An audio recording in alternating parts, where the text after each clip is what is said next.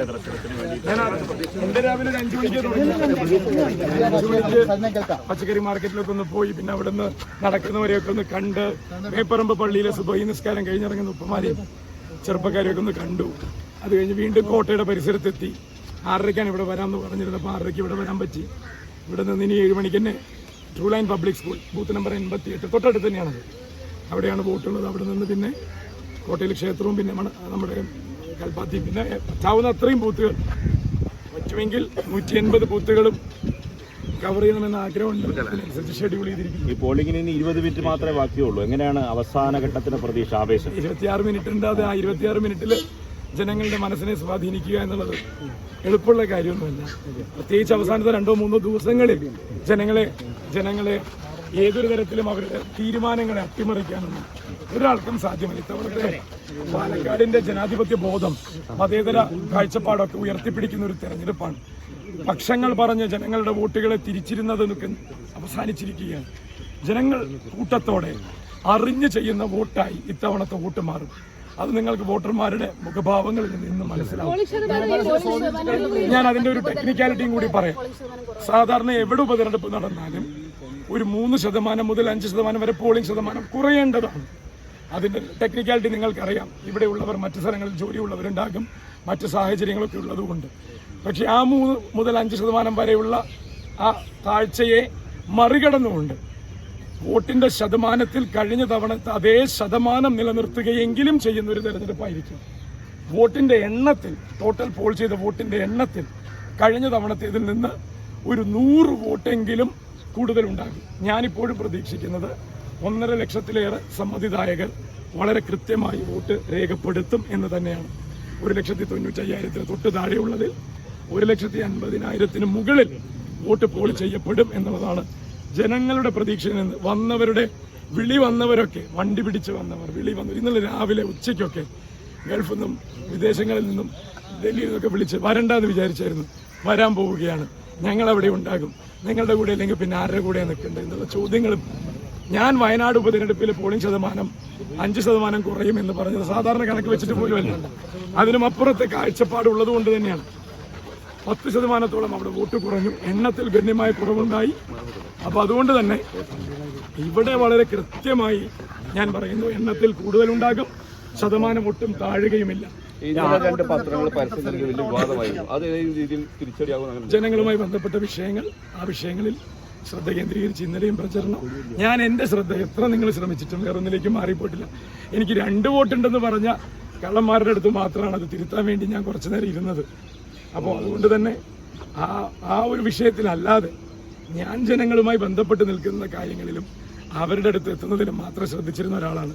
ആ ശ്രദ്ധ തന്നെയാണ് അവസാന ദിവസം അതും തെറ്റിക്കാൻ പറ്റില്ല. ആയിക്കോട്ടെ, ആവട്ടെ. പരാതി ആക്ഷേപങ്ങളല്ലേ, ആക്ഷേപം തന്നെ വാക്കുപയോഗിക്കുന്നുള്ളൂ. വസ്തുതകൾ എന്ന് പറയുന്നില്ലല്ലോ. നമ്മൾ കൊടുത്ത പരാതി ഇലക്ഷൻ കമ്മീഷൻ വസ്തുതകൾ വെച്ചുകൊണ്ട്, അത് ആക്ഷേപമല്ല. ആക്ഷേപവും വസ്തുതയും തമ്മിലുള്ള വ്യത്യാസങ്ങൾ അത് വാർത്തയിലാണെങ്കിൽ പോലും കൃത്യമായി ജനങ്ങളിലേക്ക് എത്തിക്കണം. അതുകൊണ്ട് നമുക്കെതിരെ എന്ത് ആക്ഷേപവും ആരോപണവും പറയാം. നമ്മൾ അല്ല, അങ്ങനെ ഇരട്ട വോട്ടുള്ളവരാരും ഇത്തവണ പോളിംഗ് ബൂത്തിൽ എത്തില്ല എന്നുള്ളൊരു ആശ്വാസം കൂടിയുണ്ട്. കാരണം തെരഞ്ഞെടുപ്പ് കമ്മീഷൻ വളരെ കാർക്കശ്യത്തോടുകൂടി അത് പറഞ്ഞിട്ടുണ്ടല്ലോ. അങ്ങനെ തെരഞ്ഞെടുപ്പ് ഒരു നിയമാവലി പോലെ തന്നെ അവർ ഉണ്ടാക്കിയിട്ടുണ്ട്. അതുകൊണ്ട് അങ്ങനെ കള്ളത്തരത്തിൽ വോട്ട് തിരികെ കയറ്റിയ ഒരാൾ പോലും ധൈര്യപൂർവ്വം വന്നിപ്പോൾ വോട്ട് ചെയ്തെന്തായാലും പോയില്ല. കാരണം CPM പരാതി 10 ദിവസം മുന്നേ ഉന്നയിച്ചതുകൊണ്ട് അത് വളരെ ലൈവായിട്ട് നിൽക്കുന്നുണ്ട്. അദ്ദേഹത്തിന്റെ വോട്ടിലും അദ്ദേഹം മാന്യത പുലർത്തുമെന്നാണ് ഞാൻ പ്രതീക്ഷിക്കുന്നത്. ഞാനത് ഇന്നലെ പറഞ്ഞതല്ലേ, 70,000-ൽ കുറയാത്ത മനുഷ്യർ വന്ന് വോട്ട് ചെയ്യും ഇടതുപക്ഷത്തിന് അനുകൂലമായി. ഈ കണക്ക് സത്യമാണ് എന്നുള്ളത് ഒരുപക്ഷെ നിങ്ങൾക്ക് ഇന്ന് വൈകുന്നേരം 6 മണിയോടുകൂടിയെങ്കിലും മനസ്സിലായി തുടങ്ങേണ്ടതാണ്. അതുവരെയും വേണമെങ്കിൽ നിങ്ങൾക്ക് ഇതെങ്ങനെയാണ് ഈ കണക്ക് എന്ന് വേണമെങ്കിൽ മനസ്സിലിട്ട് ആലോചിക്കാം. ഈ കണക്ക് വൈകുന്നേരം 6 മണി മുതലെങ്കിലും നിങ്ങൾക്ക് ഏറിയേണ്ടി വരും. സാറിന് വലിയ തരത്തിൽ വിവാദങ്ങൾ ചർച്ചയായി, വികസന കാര്യങ്ങൾ ആ നിലയ്ക്ക് ചർച്ചയായില്ല. വോട്ടർമാർ ഏതായിരിക്കും പരിഗണിക്കുക? വോട്ടർമാർ വികസനം മാത്രമേ പരിഗണിക്കൂ. അവർക്ക് പരിഹാരങ്ങൾ കാണണം. കഴിഞ്ഞ തവണത്തെ തെരഞ്ഞെടുപ്പിന്റെ പ്രായശ്ചിത്തങ്ങൾ ചെയ്യണം. അവർ വലിയ പ്രതീക്ഷയിലാണ്. വന്നു കിട്ടിയ അവസരമാണ്, വീണ് കിട്ടിയ അവസരം എന്ന് പറയില്ലേ. ഒരു കൂട്ടർ വിളിച്ചു വരുത്തിയിട്ടാണ് വോട്ട് ചെയ്യൂന്ന് പറയണത്. ആ വിളിച്ചു വരുത്തിയ കൂട്ടരുടെ എന്തിനു വേണ്ടിയാണ് ഈ തെരഞ്ഞെടുപ്പ് വിളിച്ചു വരുത്തിയത് എന്നുള്ള ബോധ്യം ജനങ്ങൾക്ക് ഇന്നുണ്ട്. അതിനനുസരിച്ച് അവർ പ്രതികരിക്കും. സർക്കാരിന്റെ വിലയിരുത്തലാകുമെന്ന് പറയാൻ സ്ഥാനാർത്ഥിക്ക് ധൈര്യമുണ്ടോ? അതെന്താ അങ്ങനെ ഒരു വെല്ലുവിളി? അല്ല, മന്ത്രിമാരും മുഖ്യമന്ത്രി ഏറ്റെടുത്തിട്ടില്ല. അങ്ങനെ ഒരു വെല്ലുവിളി എന്താ? അല്ല, പ്രതിപക്ഷ നേതാവും ജനങ്ങളെയാണ് വെല്ലുവിളിക്കുന്നത്. ജനങ്ങൾക്കറിയാം ആരെയാ വിലയിരുത്തേണ്ടത് ഈ തെരഞ്ഞെടുപ്പിലൂടെയെന്ന്. ജനങ്ങളെ വെല്ലുവിളിക്കുന്ന എല്ലാ ശീലങ്ങളെയും ഈ തെരഞ്ഞെടുപ്പ് പൊളിച്ചെഴുതും. 3 ദിവസം മുമ്പ് ജനങ്ങളുടെ മുമ്പിലേക്ക് ഒരു പുതിയ വെല്ലുവിളി വെച്ചല്ലോ. ഇതാ കണ്ടില്ലേ, ഞങ്ങൾ ഇങ്ങനെയാ വോട്ട് മറിക്കുകയാണ്.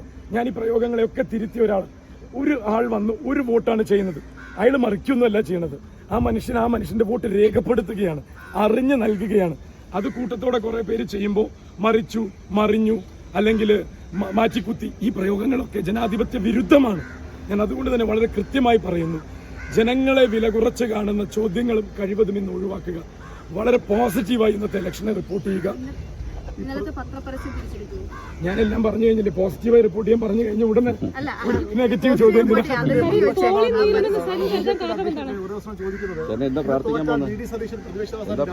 പാലക്കാടിന് നല്ലത് തോന്നും, പാലക്കാടിന് നല്ലത് വരുത്തണം. പാലക്കാട് തീരുമാനിക്കുന്നത് ശരിയുടെ സത്യത്തിന്റെ തീരുമാനമായിരിക്കും. അതെനിക്കറിയില്ല. അന്ന് പ്രാർത്ഥിക്കുന്നവരും നിന്ന് പ്രാർത്ഥിക്കുന്നവരും തമ്മിൽ വ്യത്യാസമുണ്ട്. നിന്ന് പ്രാർത്ഥിക്കുന്നവനാ, അതുകൊണ്ട് വന്ന് പ്രാർത്ഥിക്കുന്നവരുടെ പ്രാർത്ഥനയും നിന്ന് പ്രാർത്ഥിക്കുന്നവരുടെ പ്രാർത്ഥനയും തമ്മിലുള്ള ചെറിയൊരു വ്യത്യാസം. അതെ അതെ അതെ ഓടി നടക്കാൻ അറിയണം ജനങ്ങൾക്ക് വേണ്ടിയെന്നേ. ലൈം ലൈറ്റിൽ നിന്ന് രാഷ്ട്രീയം കളിക്കുന്ന ആളാണെന്ന് പറയാതെ പറഞ്ഞല്ലോ സ്ഥാനാർത്ഥി. ആ ലൈം ലൈറ്റ് രാഷ്ട്രീയത്തിന് തന്റെ മുൻഗാമിക്കുണ്ടായ ഒരു പരിവേഷമുണ്ടല്ലോ, ആ പരിവേഷത്തിന്റെയും കൂടി പ്രായശ്ചിത്തം ഏറ്റുവാങ്ങേണ്ടി വരുന്ന ഗതികേടിലേക്ക് കോൺഗ്രസും ലീഗും UDF-ഉം അടക്കം എല്ലാ മനുഷ്യരും, ഞാൻ നേരത്തെ പറഞ്ഞില്ല എൻ്റെ 70,000-ന്റെ ഒരു കൗണ്ട്, അതിൽ ഒരുപാട് മനുഷ്യരുണ്ട്. അവരുടെ രാഷ്ട്രീയം ഒന്നും വേർതിരിക്കാൻ നിങ്ങൾ പോകണ്ട, അതൊക്കെ മെനക്കെട്ട് പണിയാണ്. രാഷ്ട്രീയം നോക്കണ്ട. അവിടെ ജനങ്ങൾ പാലക്കാടിനെ നോക്കി വോട്ട് ചെയ്യും. 2026 ഇത് നോക്കി കുത്തിത്തിരിപ്പ് ചോദ്യം. 2026 പാലക്കാട് വോട്ട് ചെയ്യുന്നതാണ് രാഹുൽ പറയുന്നത്. പാലക്കാട് കോൺസ്റ്റിറ്റ്യുവൻസി ഇന്ന് വോട്ട് ചെയ്യുന്നു. അത് 23-ാം തീയതി രാഹുൽ പറഞ്ഞാൽ ഞാനതിനെ വിശ്വാസത്തിലെടുക്കാം. തെരഞ്ഞെടുപ്പ് കഴിയുന്നവരെ ആ സ്ഥാനാർത്ഥി പറയുന്ന ഒന്നും വിശ്വസിക്കാൻ കൊള്ളാത്തതാണ്. തെരഞ്ഞെടുപ്പ് കഴിഞ്ഞ് റിസൾട്ടും വന്ന് ആ മനുഷ്യൻ പറയുന്ന ഏത് വാക്കിനെയും ഞാൻ വിശ്വാസത്തിലെടുക്കാം. അപ്പോഴേക്കെങ്കിലും സ്ഥിരബോധം തിരിച്ചു കിട്ടും. അതുകൊണ്ടാണ് ഇപ്പോഴത്തെ ഒരു അവസ്ഥ നമ്മൾ മനസ്സിലാക്കണം. നമ്മൾ കുറച്ചെങ്കിലും ഒരു സഹതാപം അദ്ദേഹത്തിന് കൊടുക്കണം. വന്ന് കുരുതി കൊടുക്കുകയല്ലേ ചെയ്യുന്നത്. അപ്പൊ അതിന് ഒരു പരിഗണന മാനുഷികമായിട്ട് നമ്മൾ കോൺഗ്രസ് നേതാവ് രാഹുലിനെ എങ്ങനെ കാണുന്നത്? അങ്ങനെ ഒരു നേതാവൊന്നുമല്ല. എത്ര വയസ്സായിടോ? എന്ത് ചോദ്യം അത്? പ്രായത്തിന്റെ മാനദണ്ഡമല്ല. ജനങ്ങളുടെ അടുത്തൊന്ന് ചോദിച്ചാൽ ആരാ ഇവിടുത്തെ യഥാർത്ഥ യൂത്ത് എന്ന് അപ്പം മനസ്സിലാവും. പ്രായം കൊണ്ടല്ല ഒരാളുടെ യൂത്ത് അളക്കേണ്ടത്. പിന്നെ ഞാൻ നേരത്തെ പറഞ്ഞില്ലേ, എനിക്ക് പ്രായം കുറവാണ് എന്ന് പറഞ്ഞ് വോട്ട് പിടിക്കുന്ന രീതിയും അത്ര നല്ലതൊന്നല്ല. സമപ്രായക്കാരാണ്. ഇപ്പോൾ ഉദാഹരണത്തിന് BJP സ്ഥാനാർത്ഥി കുറച്ച് പ്രായം കൂടുതലെന്ന് വെച്ചിട്ട് അദ്ദേഹത്തിന് വോട്ട് ചെയ്യേണ്ടതാണോ നമ്മൾ ഇലക്ഷൻ ക്യാമ്പയിന്റെ ഭാഗമായിട്ട് പറയുന്നത്? അങ്ങനെയൊന്നല്ല. പ്രായം ഒരു ഘടകമല്ല. മനസ്സിന്റെ ചെറുപ്പവും ചുറുചുറുക്കും ഇവിടുത്തെ കാര്യങ്ങൾ നോക്കാനുള്ള കാര്യം. BJP-ക്കെതിരെയാണ് മത്സരം. ഇവിടെ എതിരെ എന്നുള്ള വാക്ക് വേണ്ടി ഞാൻ പറഞ്ഞില്ല, നെഗറ്റീവ് വാക്കുകൾ ഇവിടെ ഇല്ല. ജനങ്ങളുടെ വോട്ട് നമുക്ക് അനുകൂലമാക്കുന്നതിന് വേണ്ടിയാണ് നമ്മൾ മത്സരിക്കുന്നത്. ജനങ്ങൾക്ക് ഒരാളെ തീരുമാനിക്കേണ്ട ആവശ്യമുള്ളൂ. അവരാരെയും എതിർത്തല്ല തീരുമാനിക്കുന്നത്. ഇതാണ് നമ്മൾ മനസ്സിലാക്കേണ്ടത്. നിങ്ങൾ ആരെങ്കിലും വോട്ട് ചെയ്യുമ്പോൾ ഒരാൾക്ക് എതിർത്ത് വോട്ട് ചെയ്യുന്നുണ്ടോ എന്ന് എനിക്കറിയില്ല. ഞാനൊക്കെ വോട്ട് ചെയ്തത് ഒരാൾക്ക് വേണ്ടിയാണ് വോട്ട് ചെയ്യുന്നത്. അപ്പൊ എതിർത്ത് വോട്ട് ചെയ്യുന്ന ഒരു മനുഷ്യനും ഇവിടെ ഉണ്ടാവില്ല. ആർക്കൊക്കെയോ വേണ്ടി വോട്ട് ചെയ്യുന്ന 70,000 പേര് ഇവിടെ ഉണ്ടാവും. ആ ചോദ്യത്തിന് ഞാൻ മറുപടി പറയേണ്ട ആവശ്യമില്ല. ഞാൻ അതിന് മറുപടി പറയേണ്ട യാതൊരു ആവശ്യമില്ല. അല്ല, ഇതിപ്പോ ഒരേ രക്തത്തിലുള്ളവർ തന്നെയാണല്ലോ. കാരണം ഇന്നലെയും കൂടി അദ്ദേഹം നടത്തിയ പ്രസ്താവന അതും കൂടി ചേർത്ത് വായിക്കുമ്പോൾ ഒരു കാര്യം ബോധ്യമായി. നാടകത്തിന്റെ തിരക്കഥയിൽ എവിടേക്കോ പാളിച്ച പറ്റി.